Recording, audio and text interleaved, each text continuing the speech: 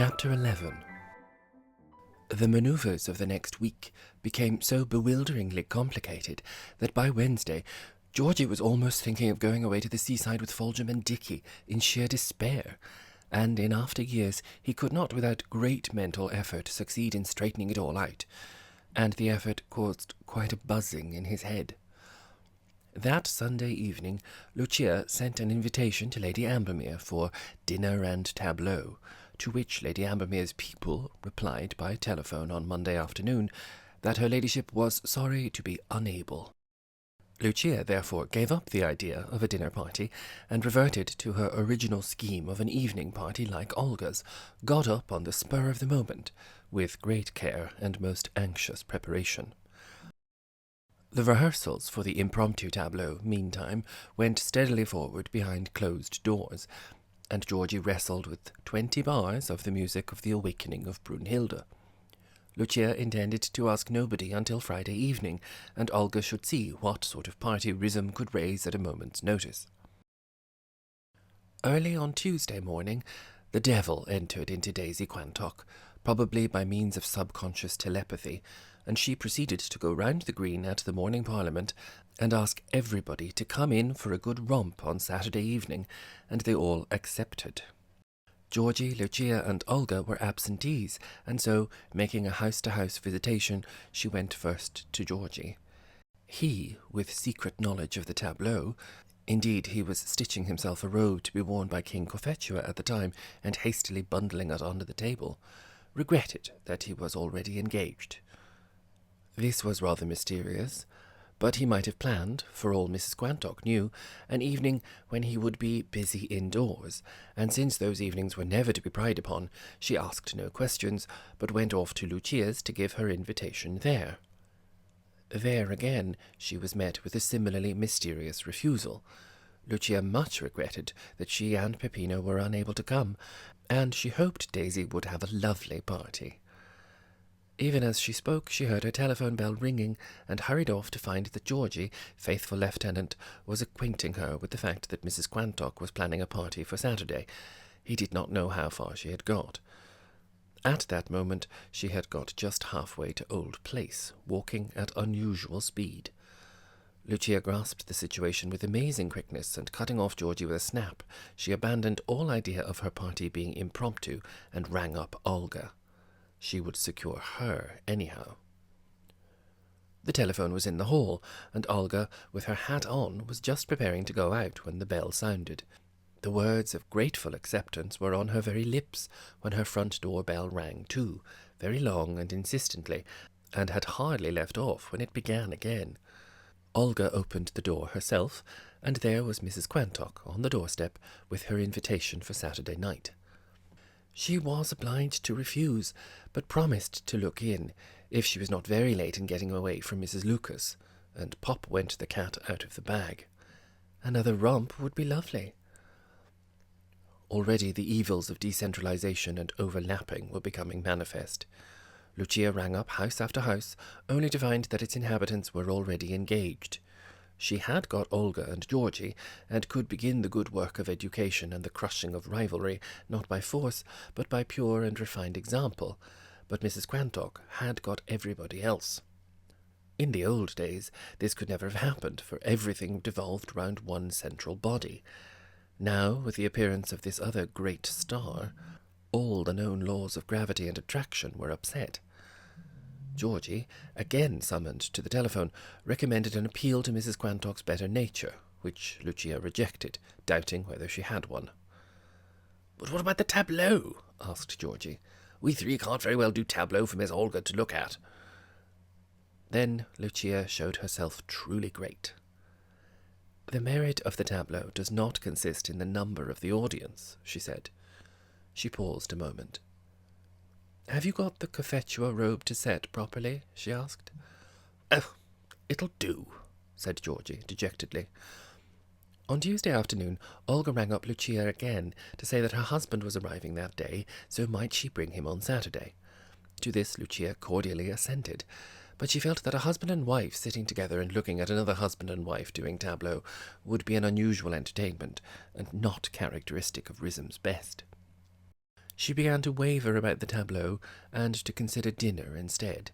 She also wondered whether she had been wronging dear Daisy, and whether she had a better nature after all. Perhaps Georgie might ascertain. Georgie was roused from a little fatigued nap by the telephone, for he had fallen asleep over King Cophetua's robe. Lucia explained the situation and delicately suggested that it would be so easy for him to pop in to dear Daisy's and be very diplomatic. There was nobody like Georgie for tact. So, with a heavy yawn, he popped in. "You've come about this business on Saturday," said Daisy unerringly, "haven't you?" Georgie remembered his character for tact. "How wonderful of you to guess that," he said. "I thought we might see if we couldn't arrange something, if we put our heads together. It's such a pity to split up. I mean Lucia has got Miss Olga and her husband coming, and I've got everybody else," said Daisy brightly. "And Miss Bracely is coming over here if she gets away early. Probably with such a small party she will." "Oh, I shouldn't count on that," said he. "We're having some tableaux, and they always take longer than you think. Dear me, I shouldn't have said that, as they were to be impromptu, but I really believe my head is going. You know how thorough Lucia is. She's taking a great deal of trouble with them." "I hadn't heard about that," said Mrs. Quantock. She thought a moment. "Well, I don't want to spoil Lucia's evening," she said, "for I'm sure nothing could be so ridiculous as 3 people doing tableaux for 2 others. And on the other hand, I don't want her to spoil mine, for what's to prevent her from going on with the tableau till church time next morning if she wishes to keep Miss Bracely away from my house? I'm sure after the way she behaved about my guru— Well, never mind that. How would it be if we had the tableau first at Lucia's and then came on here? If Lucia cares to suggest that to me and my guests consent, I don't mind doing that." By 6 o'clock on Tuesday evening, therefore, all the telephone bells of Rhythm were merrily ringing again. Mrs. Quantock stipulated that Lucia's party should end at 10:45 precisely, if it didn't end before, and that everyone should then be free to flock across to her house. She proposed a romp that should even outshine Olga's, and was deep in the study of a manual of round games, which included Hunt the Slipper. Georgie and Peppino took turns at the telephone, ringing up all Mrs. Quantock's guests and informing them of the double pleasure which awaited them on Saturday. Since Georgie had let out the secret of the impromptu tableau to Mrs. Quantock, there was no reason why the rest of Rhythm should not learn of this first-hand from the Hurst, instead of second-hand, with promises not to repeat it, from Mrs. Quantock. It appeared that she had a better nature than Lucia credited her with, but to expect her not to tell everybody about the tableau would be putting virtue to an unfair test. "So that's all settled," said Georgie, as he returned with the last acceptance. "And how fortunately it has happened after all. But what a day it has been. Nothing but telephoning from morning till night. If we go on like this, the company will pay a dividend this year and return us some of our own pennies." Lucia had got a quantity of pearl beads and was stringing them for the tableau of Mary, Queen of Scots. "Now that everyone knows," she said, "we might allow ourselves a little more elaboration in our preparations. There is an Elizabethan axe at the Ambermere Arms which I might borrow for Peppino. Then about the Brunhilde tableau. It is dawn, is it not? Might we not have the stage quite dark when the curtain goes up, and turn up a lamp very slowly behind the scene, so that it shines on my face? A lamp being turned up very slowly is wonderfully effective. It produces a perfect illusion. Could you manage that with one hand and play the music of the awakening with the other, Georgino?" "I'm quite sure I couldn't," said he. "Well, then, Peppino must do it before he comes on. We will have movement in this tableau. I think that will be quite a new idea. Peppino shall come in, just 2 steps, when he has turned the lamp up, and he will take off my shield and armour." "But the music will never last out," cried Georgie. "I shall have to start earlier." "Yes, perhaps that would be better," said Lucia calmly. "That real piece of chain armour, too. I'm glad I remembered Peppino had that. Marshall is cleaning it now, and it will give a far finer effect than the tawdry stuff they use in opera. Then I sit up very slowly and wave first my right arm and then my left and then both. I should like to practice that now on the sofa." Lucia had just lain down when the telephone sounded again and Georgie got up. "That's to announce the dividend," he said, and tripped into the hall. "Is that Mrs. Lucas?" said a voice he knew. "Yes, Miss Olga," he said, "and this is me." "Oh, Mr. Georgie, how fortunate," she said. "You can give my message now to Mrs. Lucas, can't you? I'm a perfect fool, you know, and horribly forgetful." "What's the matter?" asked Georgie, faintly. "It's about Saturday. I've just remembered that Georgie and I, not you, you know, are going away for the week-end. Will you tell Mrs. Lucas how sorry I am?" Georgie went back to the music-room, where Lucia had just got both her arms waving. But at the sight of his face she dropped them and took a firm hold of herself. "Well, what is it?" she said. Georgie gave the message, and she got off the sofa, rising to her feet, while her mind rose to the occasion. "I am sorry that Miss Bracely will not see our tableaux," she said, "but as she was not acting in them, I do not know that it makes much difference." A deadly flatness, although Olga's absence made no difference, descended on the three. Lucia did not resume her arm work, for after all these years her acting might be supposed to be good enough for Rhythm without further practice, and nothing more was heard of the borrowing of the axe from the Ambermere Arms. But having begun to thread her pearl beads, she finished them. Georgie, however, cared no longer whether the gold border of King Cophetua's mantle went quite round the back or not, and having tacked on the piece he was working at, rolled it up. It was just going to be an ordinary party, after all. His cup was empty. But Lucia's was not yet quite full, for at this moment Miss Lyle's pony hip bath stopped at the gate, and a small stable-boy presented a note, which required an answer. In spite of all Lucia's self-control, the immediate answer it got was a flush of heightened colour. "Mere impertinence," she said. "I will read it aloud. Dear Mrs. Lucas, I was in Rhythm this morning, and learned from Mrs. Weston that Miss Bracely will be at your house on Saturday night, so I shall be enchanted to come to dinner after all. You must know that I make a rule of not going out in the evening except for some special reason, but it would be a great pleasure to hear her sing again.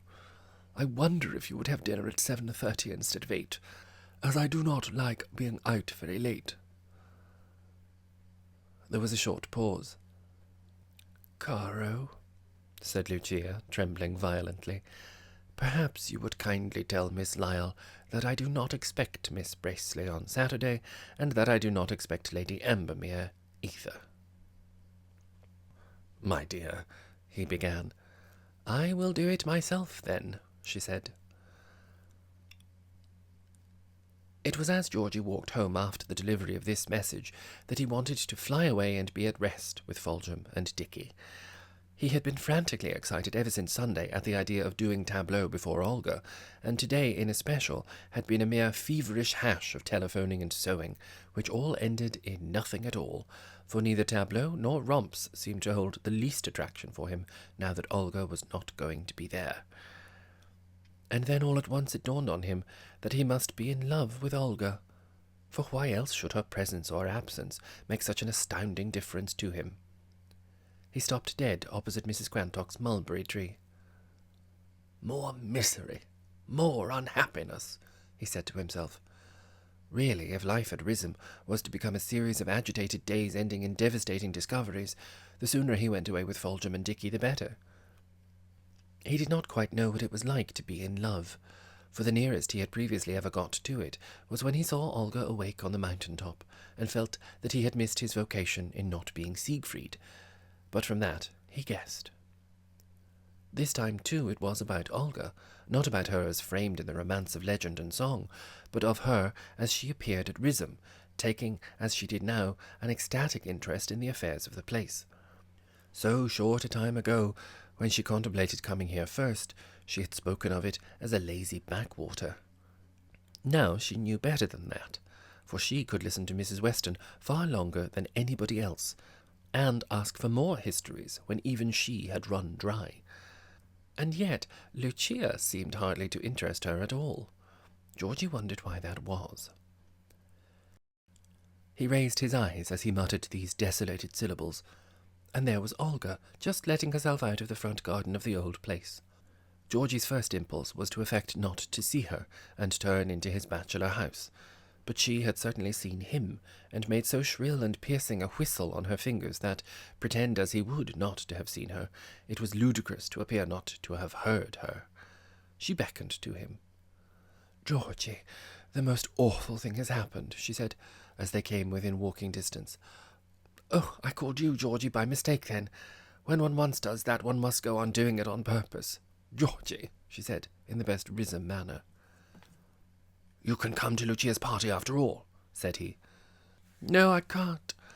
"Well, you'll never guess, because you move in such high circles, so I'll tell you. Mrs. Weston's Elizabeth is going to be married to Colonel Boucher's Atkinson. I don't know his Christian name, nor her surname, but they're the ones." "You don't say so," said Georgie, stung for a moment out of his own troubles. "But will they both leave? What will either of the others do? Mrs. Weston can't have a manservant, and how on earth is she to get on without Elizabeth? Besides—" A faint flush mounted to his cheek. "I know. You mean babies," said Olga ruthlessly. "Didn't you?" "Yes," said Georgie. "Then why not say so? You and I were babies once, though no one is old enough to remember that, and we shouldn't have liked our parents and friends to have blushed when they mentioned us. Georgie, you are a prude." "No, I'm not," said Georgie, remembering he was probably in love with a married woman. "It doesn't matter whether you are or not. Now, there's only one thing that can happen to Mrs. Weston and the Colonel. They must marry each other too. Then Atkinson can continue to be Colonel Boucher's man and Elizabeth the parlour-maid, unless she is busy with what made you blush. Then they can get help in. You will lend them Foljam, for instance. It's time you began to be of some good in your wicked, selfish life. So that's settled. It only remains for us to make them marry each other." "Aren't you getting on rather fast?" asked Georgie. "I'm not getting on at all at present. I'm only talking. Come into my house instantly, and we'll drink vermouth. Vermouth always makes me brilliant, unless it makes me idiotic, but we'll hope for the best." Presently they were seated in Olga's music-room, with a bottle of vermouth between them. "Now drink fair, Georgie," she said, "and as you drink, tell me all about the young people's emotional history." "Atkinson and Elizabeth?" asked Georgie. "No, my dear, Colonel Boucher and Mrs. Weston. They have an emotional history. I am sure you all thought they were going to marry each other once, and they constantly dine together tete-a-tete. Now that's a very good start. Are you quite sure he hasn't got a wife and family in Egypt, or she a husband and family somewhere else? I don't want to rake up family skeletons." "I've never heard of them," said Georgie. "Then we'll take them as non-existent. You certainly would have heard of them if there were any, and very likely if there weren't. And they both like eating, drinking, and the latest intelligence, don't they?" "Yes, but—" "But what? What more do you or they want? Isn't that a better start for married life than many people get?" "But aren't they rather old?" said Georgie. "Not much older than you and me, and if it wasn't that I've got my own Georgie, I would soon have somebody else's. Do you know who I mean?" "No," said Georgie, firmly. Though all this came at the end of a most harrowing day, it, or the vermouth, exhilarated him. "Then I'll just tell you what Mrs. Weston told me. He's always been devoted to Lucia," said Mrs. Weston, "and he has never looked at anybody else. There was Piggy Antrobus. Now do you know who I mean?" Georgie suddenly giggled. "Yes," he said. "Then don't talk about yourself so much, my dear, and let us get to the point. Now, this afternoon I dropped in to see Mrs. Weston, and as she was telling me about the tragedy, she said by accident, just as I called you Georgie just now by accident, and I don't know what Jacob will do without Atkinson. Now, is or is not Colonel Boucher's name Jacob? There you are, then. That's one side of the question. She called him Jacob by accident, and so she'll call him Jacob on purpose before very long." Olga nodded her head up and down in precise reproduction of Mrs. Weston. "I'd hardly got out of the house," she said, in exact imitation of Mrs. Weston's voice, "before I met Colonel Boucher. It would have been about 3 o'clock. No, it couldn't have been 3, because I had got back home and was standing in the hall when it struck 3, and my clock's a shade fast, if anything. Well, Colonel Boucher said to me, 'Ho hum, quite a domestic crisis, by Jove.' And so I pretended I didn't know, and he told me all about it. So I said, 'Well, it is a domestic crisis, and you'll lose Atkinson.' 'Ho hum,' said he, 'and poor Jane, I should say Mrs. Weston, will lose Elizabeth.' There." She got up and lit a cigarette. "Oh, Georgie, do you grasp the inwardness of that?" she said. "Their dear hearts were laid bare by the trouble that had come upon them, and each of them spoke of the other as each felt for the other. Probably neither of them had said Jacob or Jane in the whole course of their lives. But the angel of the Lord descended and troubled the waters. If you think that's profane, have some more vermouth. It's making me brilliant, though you wouldn't have thought it. Now listen." She sat down again, close to him, her face brimming with humorous enthusiasm. Humour in Rissam was apt to be a little unkind. If you mentioned the absurdities of your friends, there was just a speck of malice in your wit. But with her there was none of that, and she gave an imitation of Mrs. Weston with the most ruthless fidelity, and yet it was kindly to the bottom. She liked her for talking in that emphatic voice and being so particular as to what time it was. "Now, first of all, you are coming to dine with me tonight," said Olga. "Oh, I'm afraid that tonight," began Georgie, shrinking from any further complications.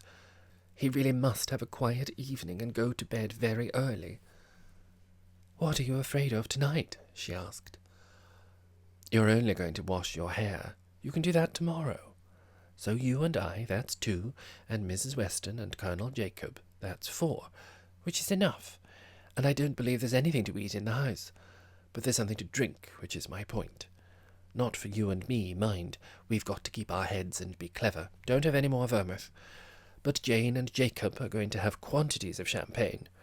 Not tipsy, you understand, but at their best, and unguardedly appreciative of each other and us. And when they go away, they will exchange a chaste kiss at Mrs. Weston's door, and she will ask him in. No, I think she'll ask him in first. And when they wake up tomorrow morning, they will both wonder how they could possibly, and jointly ask themselves what everybody else will say. And then they'll thank God and Olga and Georgie that they did, and live happily for an extraordinary number of years. My dear, how infinitely happier they will be together than they are being now. Funny old dears. Each at its own fireside, saying that it's too old, bless them. And you and I will sing Voice That Breathed O'er Eden, and in the middle our angel voices will crack, and we will sob into our handkerchief, and Eden will be left breathing deeply all by itself, like the Guru. Why did you never tell me about the Guru? Mrs. Weston's a better friend to me than you are, and I must ring for my cook. Now I'll telephone first to Jacob and Jane, and see what there is to eat afterwards. You will sit here quietly, and when I have finished I will tell you what your part is." During dinner, according to Olga's plan of campaign, the conversation was to be general, because she hated to have 2 conversations going on when only 4 people were present, since she found that she always wanted to join in the other one. This was the main principle she inculcated on Georgie, stamping it on his memory by a simile of peculiar vividness. "Imagine there is an Elizabethan spittoon in the middle of the table," she said, "and keep on firmly spitting into it. I want you, when there's any pause, to spit about 2 things. One, how dreadfully unhappy both Jacob and Jane will be without their paragons.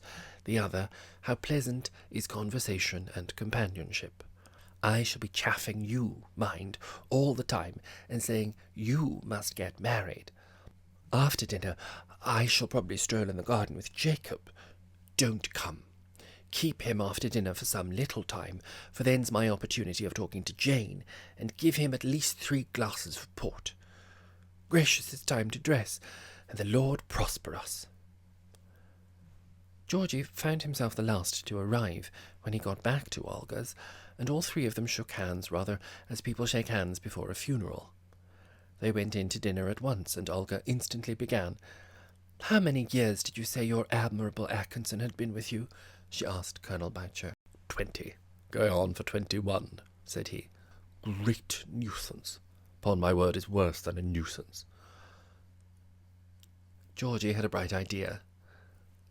"But what's a nuisance, Colonel?" he asked. "Eh? Haven't you heard? I thought it would have been all over the place by now. Atkinson's going to be married." "No," said Georgie. "Whom to?" Mrs. Weston could not bear not to announce this herself. "To my Elizabeth," she said. "Elizabeth came to me this morning. 'May I speak to you a minute, ma'am?' she asked, and I thought nothing more than that perhaps she had broken a teacup. 'Yes,' said I, quite cheerfully, 'and what have you come to tell me?'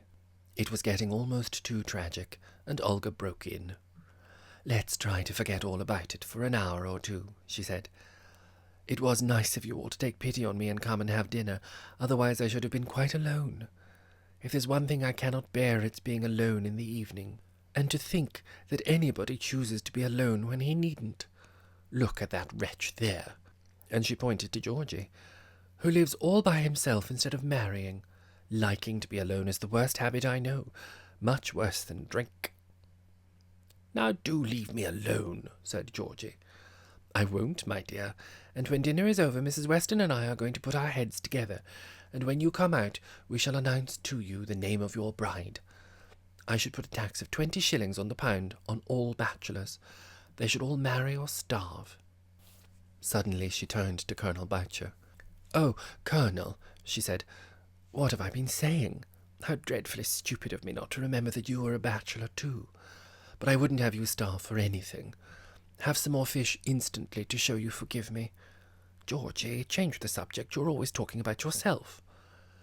Georgie turned with admirable docility to Mrs. Weston. 'It's too miserable for you,' he said. 'How will you get on without Elizabeth? How long has she been with you?' Mrs. Weston went straight back to where she had left off.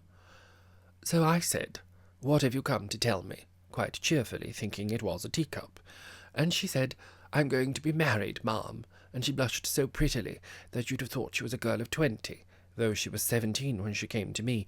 No, she was just 18, and that's 15 years ago, and that makes her 33.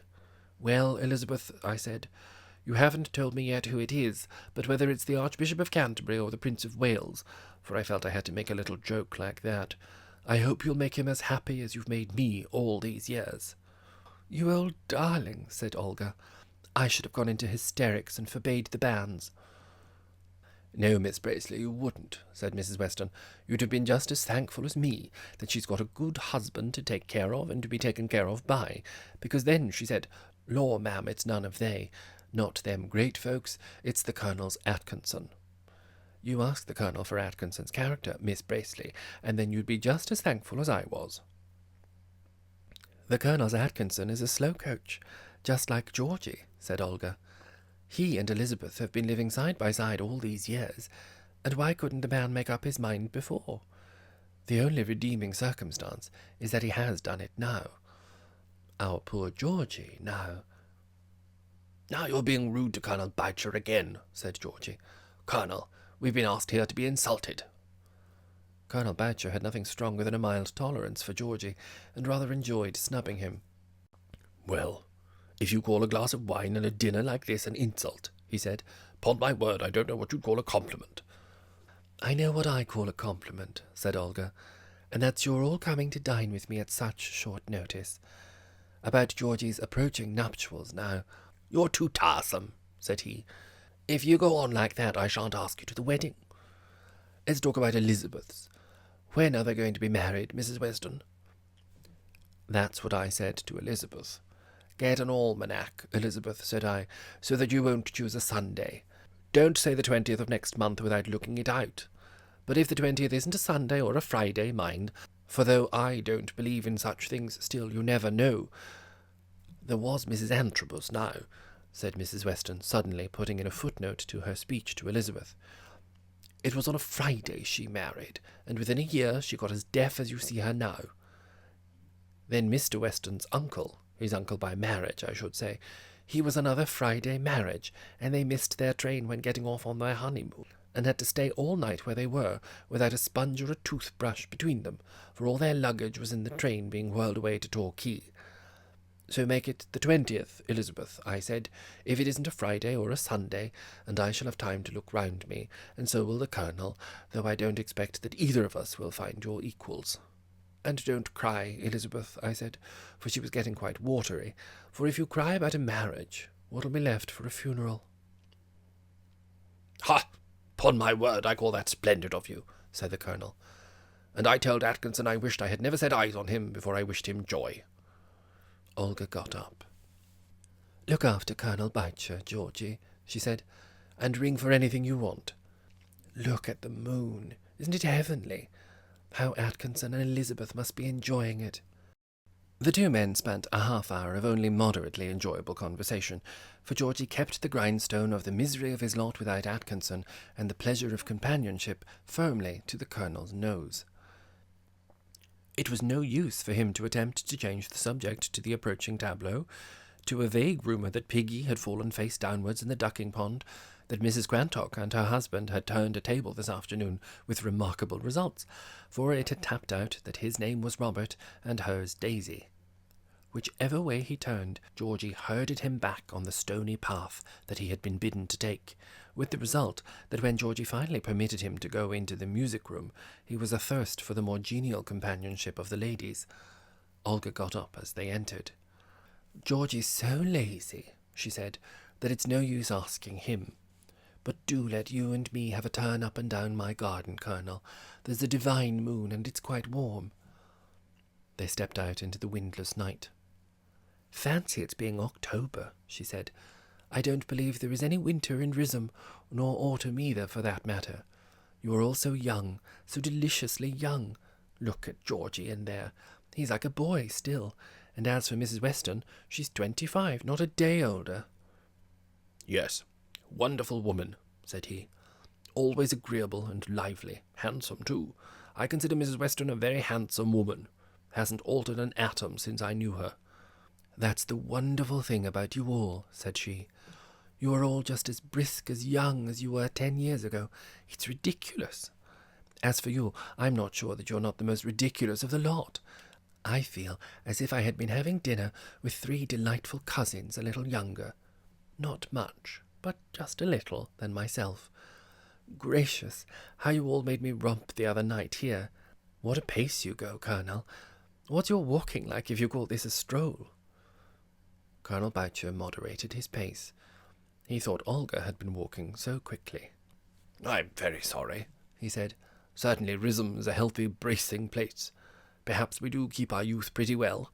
God bless me, but the days go by without one's noticing them. To think that I came here with Atkinson close on 10 years ago." This did very well for Olga. She swiftly switched off onto it. "It's quite horrid for you losing your servant," she said. "Servants do become friends, don't they? Especially to anyone living alone. Georgie and Foljambe now. But I shouldn't be a bit surprised if Foljambe had a mistress before very long." "No, really. I thought you were just chaffing him at dinner. Georgie marrying, is he? His wife will take some of his needlework off his hands. May I inquire the lady's name?" Olga decided to play a great card. She had just found it, so to speak, in her hand, and it was most tempting. She stopped. "But can't you guess?" she said. "Surely I'm not absolutely on the wrong track." "Ah, Miss Antrobus," said he. "The one I think they call Piggy." "No, I should say there was nothing in that." "Oh, that had never occurred to me," said she. "I dare say I'm quite wrong. I only judged from what I thought I noticed in poor Georgie. I dare say it's only what he should have done 10 years ago, but I fancy there's a spark alive still. Let us talk about something else, though we won't go in quite yet, shall we?" She felt quite safe in her apparent reluctance to tell him. The Rissum gluttony for news made it imperative for him to ask more. "Really, I must be very dull," he said. "I dare say an eye new to the place sees more. Who is it, Miss Bracely?" She laughed. "Ah, How bad a man is at observing a man, she said. Didn't you see Georgie at dinner? He hardly took his eyes off her. She had a great and glorious reward. Colonel Boucher's face grew absolutely blank in the moonlight with sheer astonishment. "Well, you surprise me," he said. "Surely a fine woman, though lame, wouldn't look at a needle... woman... Well, leave it at that." He stamped his feet and put his hands in his pockets. "It's growing a bit chilly," he said. "You'll be catching cold, Miss Bracely, and what will your husband say if he finds out I've been strolling about with you out of doors after dinner?" "Yes, we'll go in," she said. "It is chilly. How thoughtful you are for me." Georgie, little knowing the catsport that had been made of him, found himself being detached from Mrs. Weston by the Colonel, and this suited him very well, for presently Olga said she would sing, unless anybody minded, and called on him to accompany her. She stood just behind him, leaning over him sometimes with a hand on his shoulder, and sang 3 ruthless, simple English songs appropriate to the matter in hand. She sang "I Attempt from Love's Sickness to Fly," and "Sally in Our Alley," and "Come Live with Me." And sometimes, beneath the rustle of leaves turned over, she whispered to him, "Georgie, I'm cleverer than anybody ever was, and I shall die in the night," she said once. Again, more enigmatically, she said, "I've been a cad, but I'll tell you about it when they've gone. Stop behind." And then some whisky came in, and she insisted on the young people having some of that. Finally, she saw them off at the door, and came running back to Georgie. "I've been a cad," she said, "because I hinted that you were in love with Mrs. Weston. My dear, it was simply perfect. I believe it to have been the last straw, and if you don't forgive me, you needn't. Wasn't it clever? He simply couldn't stand that, for it came on the top of your being so young." "Well, really," said Georgie. "I know, and I must be a cad again. I'm going up to my bedroom. You may come too, if you like, because it commands a view of Church Road. I shouldn't sleep a wink unless I knew that he had gone in with her. It'll be precisely like Faust and Marguerite going into the house, and you and I are Mephistopheles and Martha. Come, quick." From the dark of the window, they watched Mrs. Weston's bath chair being pushed up the lit road. "It's the Colonel pushing it," whispered Olga, squeezing him into a corner of the window. "Look, there's Tommy Luton on the path. Now they've stopped at her gate. Oh, I can't bear the suspense. Oh, Georgie, they've gone in. And Atkinson will stop, and so will Elizabeth, and you've promised to lend them Foljambe. Which house will they live at, do you think? Aren't you happy?"